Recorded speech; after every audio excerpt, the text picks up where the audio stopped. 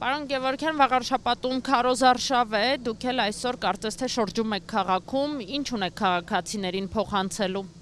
Վաղարշապատում ենք եւ այո, պիտի վաղարշապատցիներին ամենակարևոր մեսիջը ուղղենք, որ պետք է մասնակցել ընտրություններին, պետք է բարձր մասնակցություն ապահովել, դա շատ կարևոր է այս պահին եւ իրենց քվեն տալ, իրենց ձայնը տալ ընդդիմադիր գործչի, ընդդիմադիր թեկնածուին, ռեալ ընդդիմադիր գործիչներին, որպեսզի կարողանանք հասնել արդյունքի։ Այդ դեպքում դուք ինչու անուններ չեք տալիս։ Մարդիկ հստակություն են ցանկանում, իմանան գնան եւ ում ընտրեն։ Ում է ուղղորդում մեր ձևովը, դեպի ում եք ուղղորդում։ Անցած անգամ էլ շարժման համակարգող Նարեկ Կարապետյանը ասաց, որ մենք կանգնած ենք բոլոր այն թեկնածուների կողքին, ովքեր դեմ են ներկայիս իշխանություններին եւ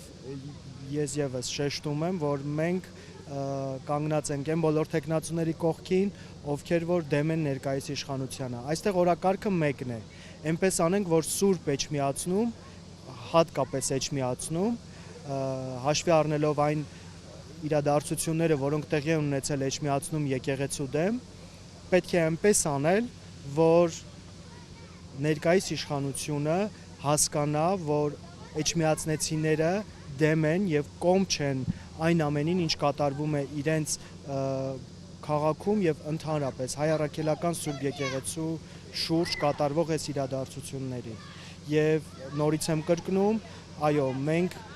կանգնած ենք բոլոր այն մարդկանց, այն թեկնածուների կողքին, ովքեր որ իրենց հայացքներով պայքարում են, ովքեր որ իրենց հայացքներով դեմ են ներկայիս օրվա իշխանություններին։